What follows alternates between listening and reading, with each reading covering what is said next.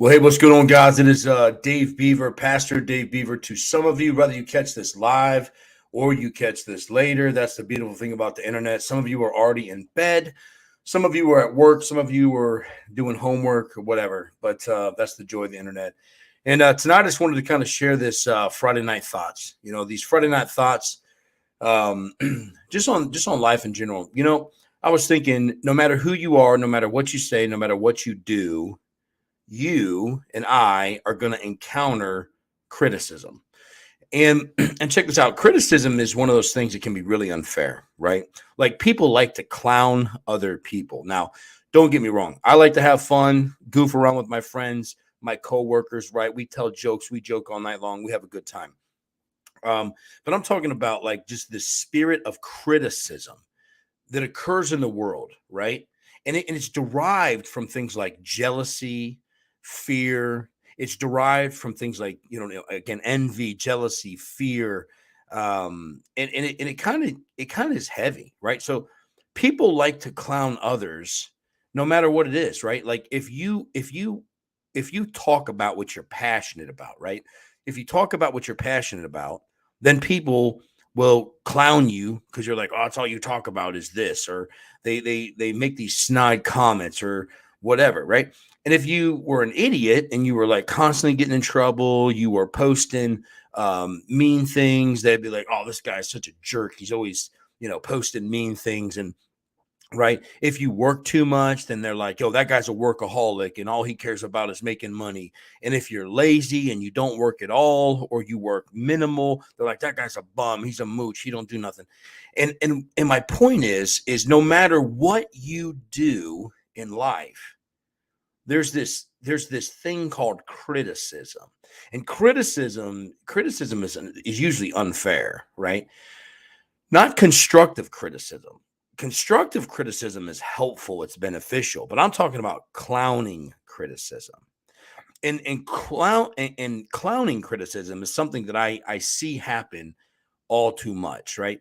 And again, you take someone who's super driven, right? They're super passionate, they're entrepreneurial, they're a go-getter, they're aggressive, they're assertive, they're going to chase their dreams, they're going to dream big, they're going to announce their dreams, and then others around them like, oh, this guy, oh, he's full of himself, he's narcissistic, oh, right.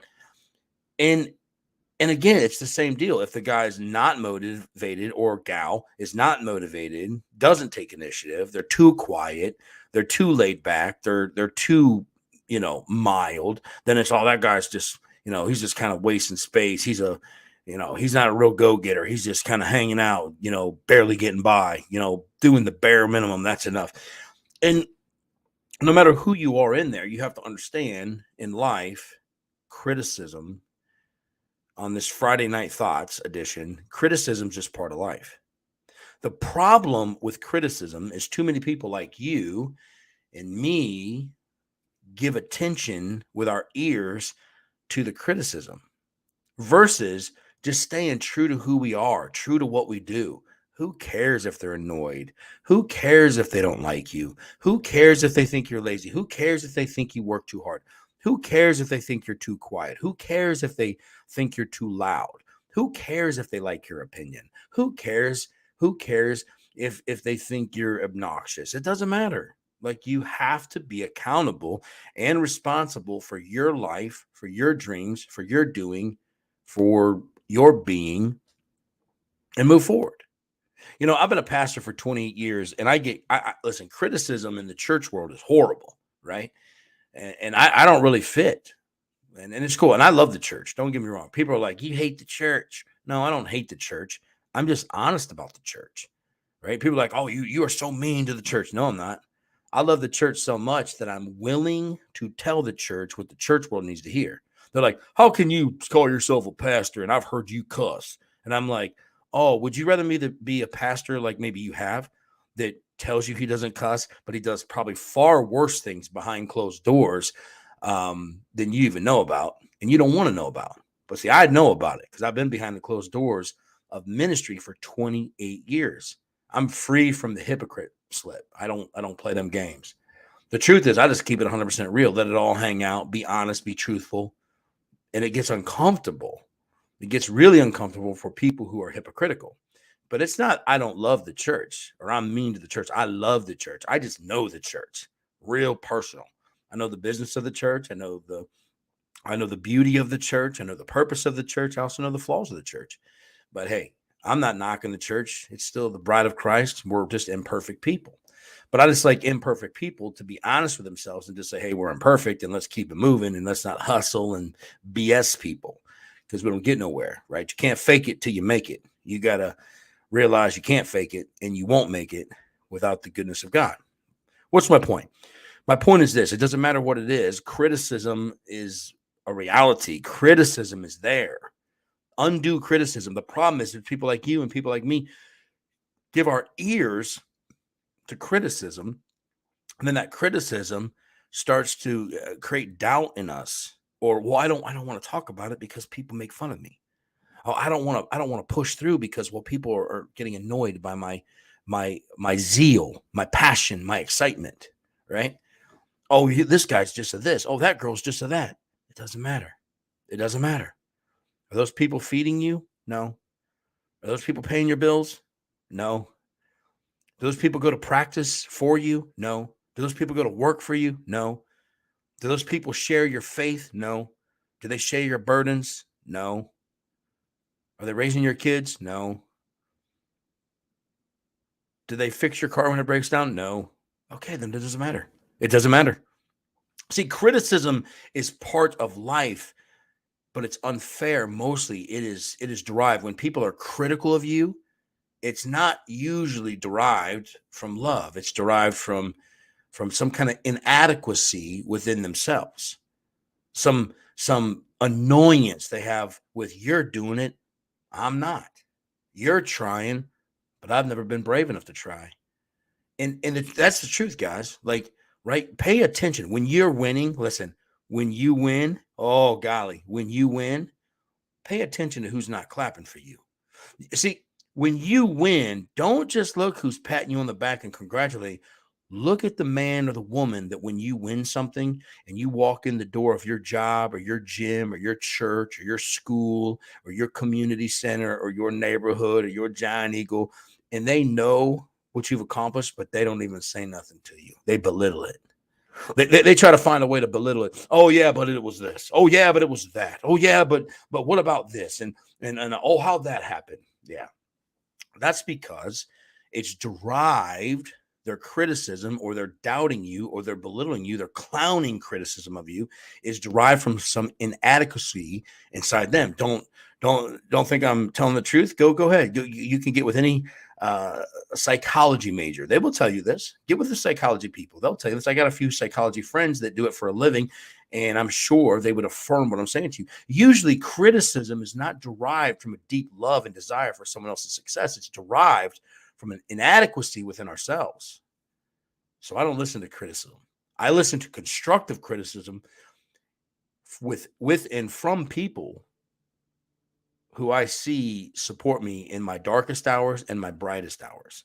Those are people who generally care. Those are true friends, family, whatever.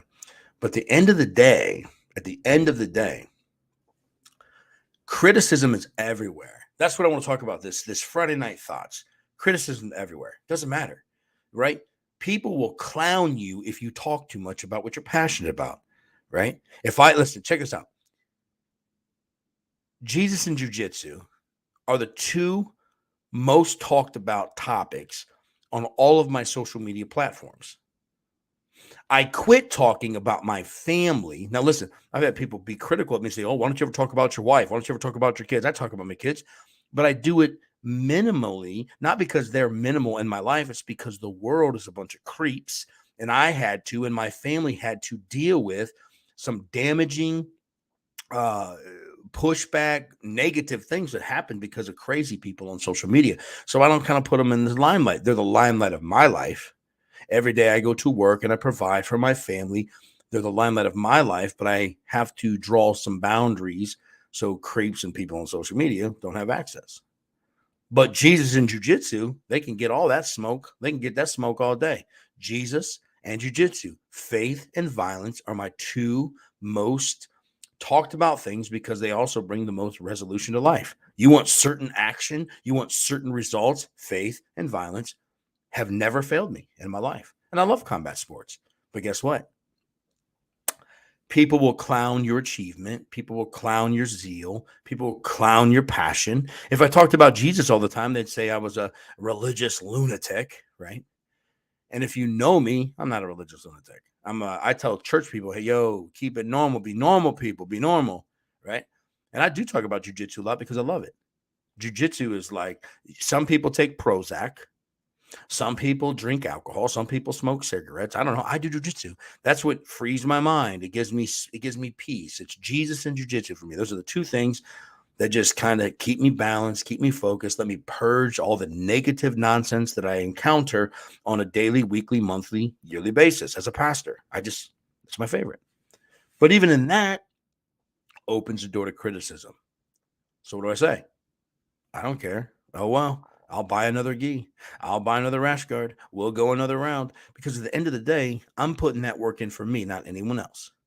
I'm training for me, not for anyone else. If they clown me, then they clown me. If they clown my faith, they clown my faith. It doesn't matter. My point to you tonight is criticism. Constructive criticism is good, but there's the clowning criticism that too many of us let our ears hear, that it affects our mind and our heart and our spirit and our belief. And at the end of the day, who cares? If someone has a perception about you, but they've spent no time with you, real time with you. I'm not talking about being in a room with you for, not really knowing you. Screw them, man. Who cares? It doesn't matter. Perception may be their reality, but that's their responsibility to get to know the truth. It's not my responsibility to be accountable for you.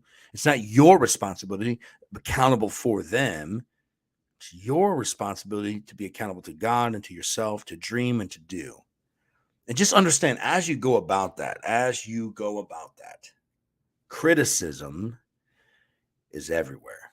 You can't get away from criticism. Criticism is everywhere. Accept it now. Accept it now. Accept it now. You will have clowning criticism around you. Pay attention to who's not clapping when you win. And when they show you who they are, guess what? Stay away from them. Avoid them. Spend time with people that really get it, care about you, care for you. Do that. I was just thinking throughout the course of this week, how many people quit dreaming and quit doing because the clowning criticism damages them so deeply that they just give up on themselves. They feel like, oh, nobody cares, nobody sees it, nobody gets it, nobody wants it, nobody believes in me. I'm telling you, there's more people like you and people like me who have quit because the clowning criticism has just killed their drive. Get your drive back. I will tell you right now, I don't care who you are. I don't care what it is. If you want it, be about it. I believe in you. I'm not going to clown you. You want to be the greatest macrame person? You want to be the best knitter at 20 years old? You want to knit mittens? And you say, I'm going to be the best mitten knitter at 20 years old? Guess what? I'm for you, man. Do it. Get it out the knitting sticks, man. Get the grandmas, figure it out, and be the best you can be. I'm not going to clown you for what you're passionate about. I want you to be successful. I want you to be happy. I want you to be fruitful. I want you to be faithful. I want you to live. I want you to flourish. I want you to dream. I want you to do. So just don't listen to your critics. That's what I'm going to do as well. I'm going to take my own advice. My ears have become very, very deaf to critical people. They don't need to get it. Listen, check this out. You don't and I don't need them to get it for us to get it. I'm about this life. I'm going to live it to the fullest. My critics can sit back and watch me win. And if they don't like it, pressure's on them. They need to get better. I'm not slowing down because they think I'm too loud or they think I'm too this. That's narcissistic, Dave. No, it's not. That's called self-love, self-worth, self-confidence. And I let people early on in my life take that from me. I spent decades letting someone take that from me. And at 43 years old, I will never spend another day in the trap of that cage. And I'm also trying to help as many people like you tonight, get free from the critical criticism that clowns you for people who maybe you're putting pressure on. Maybe they're jealous. Maybe they're envious. Maybe they're lazy. You do you. Stay the course. Amen. Let's keep grinding. Let's keep working. Let's keep growing. Let's keep going. And if you would, smash that like button. Get over and watch The House. That's the church I pastor. Check out The House. Go and follow The House on YouTube. Please also go follow the Dave Beaver on YouTube. We do stream on Facebook, but sometimes Facebook likes to ban me because I use words like masculinity and they think I'm too harsh. So I'm not playing their games no more. I will continue to use their services. But I'm going to speak my mind because I do live in the greatest country in the world, and the freedom of speech is still part of the American population. I don't care what the nation of muzzles of Facebook and social media says. I'm going to be me, and I want you to be you. And even if your opinion differs than mine, it's cool. I still respect you and love you. It's cool. Isn't it great to be part of a country that we can speak our mind and have opinions, yet still respect one another? I don't need to muzzle you. They don't need to muzzle me. But in case they do muzzle me again, whatever. Over on YouTube, check out the Dave Beaver and also check out The House on YouTube. Give it a follow. I'll be broadcasting live there every single week. All my lives will go there as well. Never miss church again. Can't wait to see you guys. Listen, criticism's part of life. Constructive is good. Clowning criticism, them fools exist. Guess what? Who cares? Whenever they try to turn me down, I'm just going to turn up. Pressure's on them, not on me. You dig it? Let's bang.